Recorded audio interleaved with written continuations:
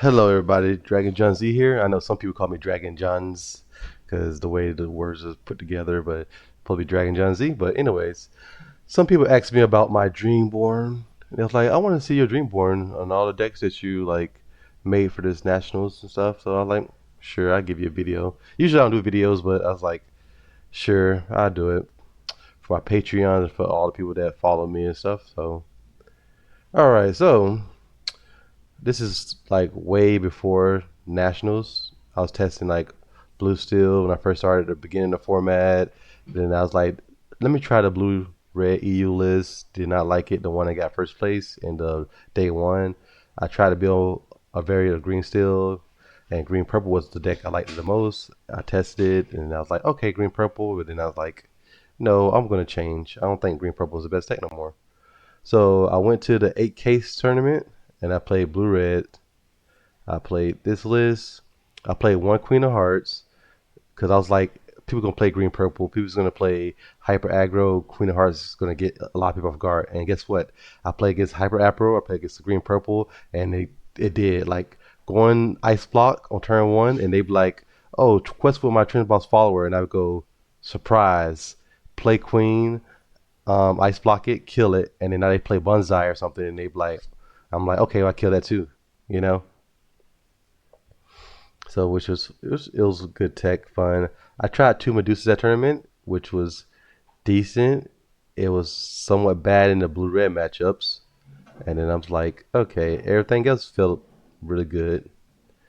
I got top four, lost to red purple like I always do because I'm on a draw, and it was fun. It was fun case tournament. Got me a case from home. All right, so let's talk about all the other ones. So I started testing for nationals. I'm like, oof, it's gonna be hard testing by myself. I gotta figure this out. This is one of the biggest tournaments of the year, and I want to go to Worlds. So usually I don't test for these tournaments. Like if I go to DLC and something, I'm like, I think this is the best deck. I'm playing that deck, and I practice that a little bit, and I'm like, yeah, I can do it. And then I go and usually day two every time I go to a tournament. But that's another subject for another day. So yeah, I tested a lot. I was like 8. This is supposed to be like 9 to 10 or something, but I just like was going everywhere with the testing. And like part 15, 16, 17. Um, I tested with some of my rivals, and then this is like the 18th different deck choice of it. And then I was like 19. This is the last one. And I was like, nope, not the last one. It's Sisu or nothing. So I played 4 big Sisus. I played like hand Sisu. I think this is the list. I played I played this Sisu. I played hand Sisu, and I was like, all these Sisus will win most of the games, and it did pretty good. Like, but it still wasn't good enough versus red purple. But this helped really good versus Emerald Steel locations, the Candio list. And this you need this versus the list because we go Daisy, you can play Daisy, kill it, and this they can't really kill it because it has Storm Rage or Strength, but they gotta have 4 guys. So if you go turn 3 Little Sisu, turn 3 Hand Sisu, well not turn 3, but turn 3, turn 4, then they can't kill him at all. They gotta like Storm Rage on this still survive, this kills a guy, I heal him with popsicles, and then by turn 6 I shift into this, and that's the game. There's nothing they can do. Especially if I go 3, 4, 5, and then shift, and it's like nothing they can do. But I felt that it was bad into the red purple matchups, and it was just like kind of clucky because I want to play other stuff. So I did not decide to play that. And I was like, all right, let's continue testing. And I tested more, and then this is with my friend Paul. He's going to the 1K, so I built a list for him and show him where he should play. And then he was like, all right. And then we talked about the list a little bit, and then I was like, all right, I'm gonna finalize it for you. I edited it a little more, and I told him I'm playing this list. And this was a list playing the list that I was thinking about playing for nationals. And I'm like, you should just play this list. Try it out because you want to get like fishbone quills and stuff to ramp early to beat the hyper aggro decks that's going to be there and stuff like that. And then we talked about it, and then he was missing Maui sharks and stuff. And then I was like, okay, well, don't worry about it. Let's just play something like different, you know. But I was like, you know what? How about this? I just cash up you some money to buy the sharks so you can play the sharks and stuff like that. And then we actually won one on Sunday, so that was pretty good. But all right, so I played the item list. I was like, I'm gonna play Gaston for red purple. Um, I played a heavy item list with Maurice Workshop because if you play against red purple, they can't beat this card right here because they got no answers for items. So if he plays on turn like 3, which is you have 4 ink and you just play a popsicle, draw 2 cards, you know, this is better than Hiram. They can't answer it at all. So then you can snowball the game by drawing a lot of cards, playing Tomato and Dime, and then just winning on the spot sometimes. But it wasn't good enough to bring to the table. So I'm like, all right, let's play some. Let's try something else. And I thought I made my final list, and I'm like, this is my final list. I'm like, all right, which the list is pretty good. I felt really good with this list, but Fish from Quill I was testing heavily, and it was doing good sometimes, but most times it's not good in the match, in the mirror match, and then sometimes I run out of cards. I never hit Hiram, so it was just like I ramp super hard, but then I just die to top decking and having nothing to put into play. All right, so I was like, okay, maybe not. They said this is a list of worlds. Play that, and then I was like, maybe not. Let's try this as my way or no way, and it was no way because I still didn't play that list. And then I said, let's play some tech options. Let's try Mulan, Elite Archer, you know. And I traded.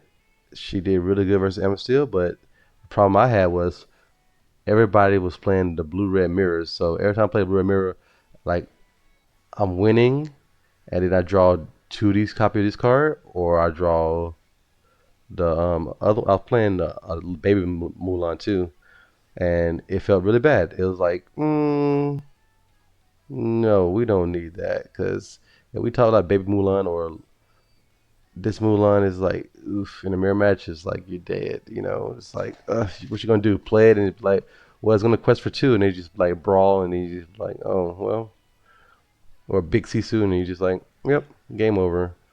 So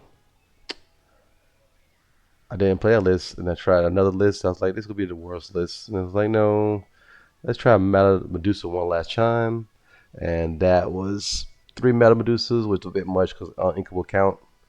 So I was like, all right, I played almost 200 games of Blue Red. This is the list I like the most. And then I was like, another day later, I was like, no, I'm gonna change it to this as the deck is now. So this is the deck as it was now. This is the final list I was gonna take to Nationals. See, I was gonna play Mulan because it stops the red purple deck.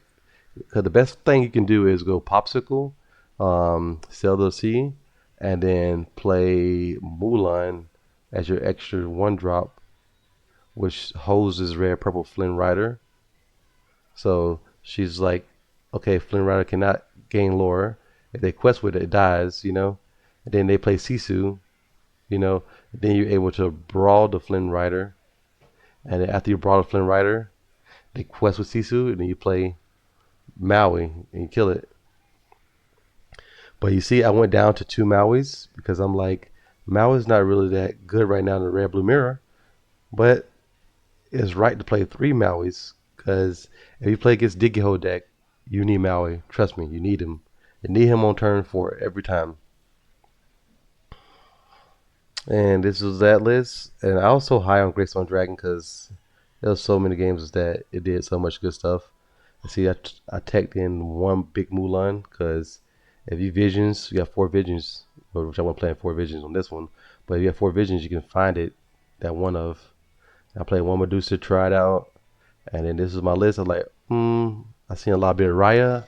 I want to try Raya because Raya can untap Mulan, and then she could hit like 4 power dudes and then do 4 damage to everything.